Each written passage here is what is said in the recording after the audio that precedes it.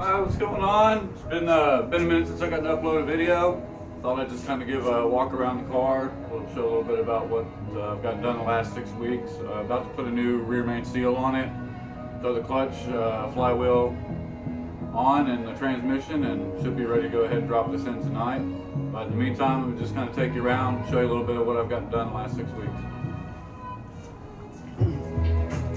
Alright, let's get this done quick. It is Texas heat, and I've got the fan off so y'all can hear me. So this OEM headlights that I blacked out, and the yellow stained glass paint over it. I think Chromium makes that.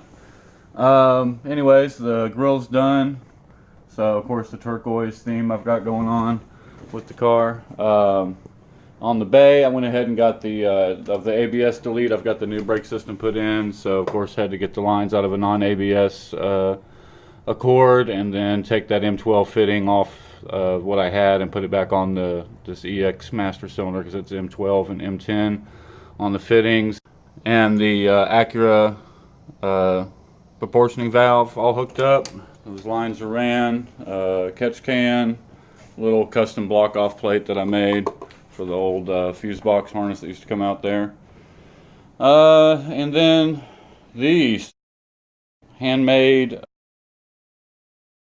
Fat 4 Custom sold them for 50 bucks, and or $60, and I was like, you know what, I'll just make my own, and if I had it to do over, I wouldn't do it again. So it turned out all right. They could use a little more polishing, but other than that, this is actually a decent company. Chinese, machine made, obviously machine welded, but it comes with a shroud and the fans. I think I paid like 200 bucks for it, maybe just under 200. So I'm pretty happy with the quality on it. Got the little cross members painted down there, looks pretty good. About the only other thing in the bay right now is the catch can. This is the power steering reservoir. And I would highly recommend not buying this one. I got this off eBay. It was $50. It came from China. The MPT fittings were way too small, and so I went to go find out what threading they were, because the holes were big enough. It's just the inside of the barbs was too small. Took it to Fastenal, took it to a pipe place, and all of them said the same thing. They were like, this threading doesn't exist. So I had to tap it, went ahead and put 1/4 inch in it, and then the little view glass there was pretty cheap, so I worried about that leaking. I went ahead and deleted that and put a couple plugs into it. Also, I'm keeping the cruise control. There it is. Doesn't look too bad. I'm pretty happy with it. Some same white turquoise theme going on. So it had a little booster or whatnot, extra vacuum chamber for the actuator. I went ahead and ran that. This is the tubing for it right here, and now that's actually down inside the cowling. So okay, on the interior, pretty much most things are done. Still have a little work to do.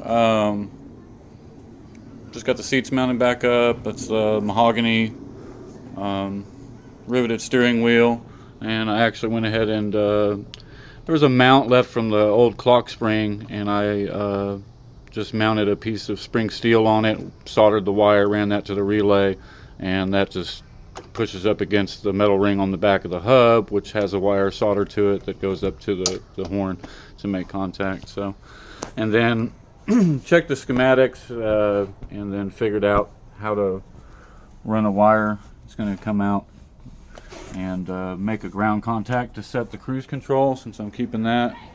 So gonna get like a little rocker switch or something to put in there. Really like something OEM if I could find it, but not sure how I'd wire up and what kind of switch I'd be looking for that would just make a ground contact that would toggle. The shifter knob, I actually had a guy, I think it was Connecticut, he's on Etsy. He turned that on a lathe for me. Turned out really good. I got to pick the type of wood I wanted. I picked pine, and even custom did the stain. It didn't turn out an exact match, but it's pretty close. So I'm pretty happy with it. This is some material I actually picked up. It was white and navy, and then I dyed it It's got some geishas on it, and figured that'd be pretty cool for a shifter knob boot. So it's going to go over the original boot, sew that to there, and I think it'll look real good with different shades of blue in the interior.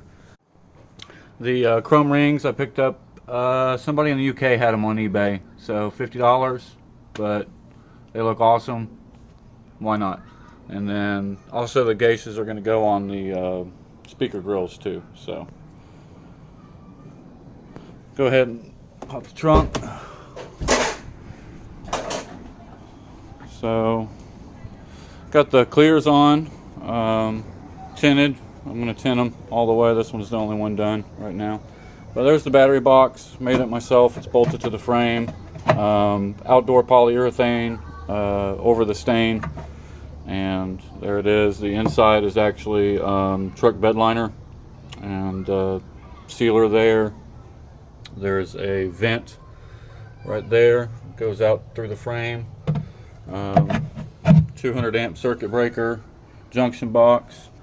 It's grounded here, but then it's also got this 15-foot zero gauge running up to connect to the transmission closest to the starter, so we're not drawing current 10 feet away from where it's grounded.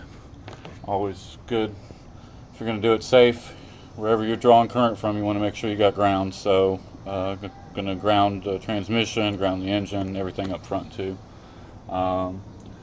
Can't really show you. I tried to shoot a video of it, but I had two broken power antennas and actually took them apart and was able to make one working one. So now I actually have a working power antenna in there.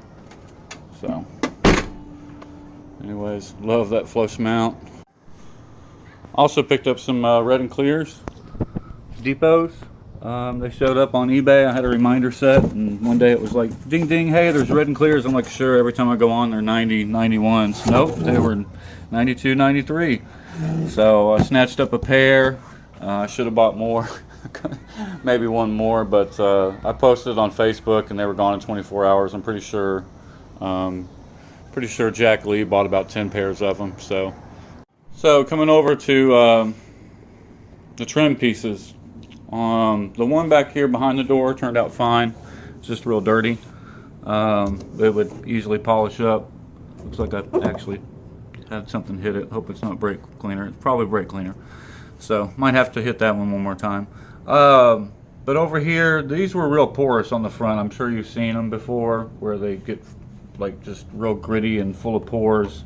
And when I tried to coat it, it just kept soaking it up and the pores stayed. And after the third or fourth coat, it still didn't really go away. It still looks all grimy, but the worst thing is that it's tacky. Maybe you can make out there. See, this is like a month ago, 6 weeks ago I did this, and it's still wet. So those are ruined.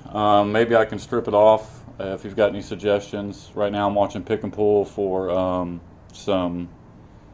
a Coupe to come in where I can go pull them off there. But if they're porous, I need something to coat them with.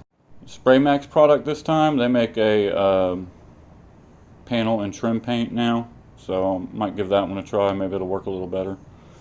Down here on the ground, I haven't even started on that yet, is the went out to Pick and Pull and ran into a Legend lip, so been keeping an eye out for that. It's a coupe too, so should fit up perfect.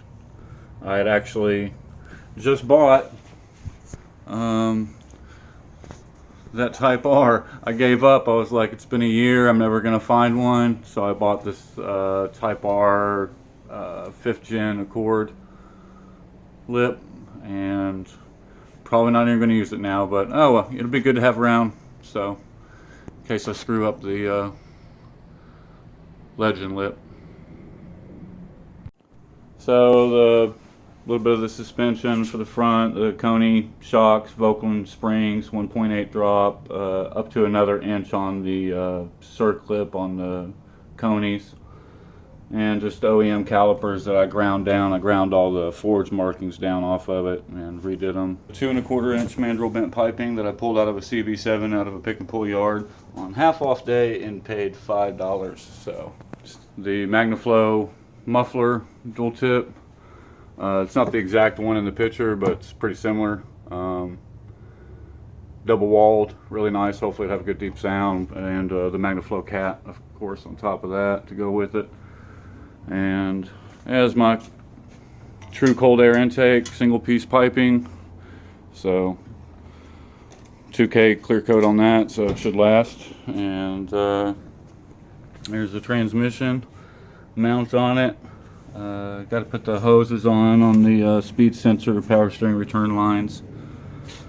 But other than that, it's pretty much ready. That's why I've got it bag covered up on it, because I've got the, you know, the lithium on the shaft and stuff. I don't want any dirt getting on it. So that's pretty much it.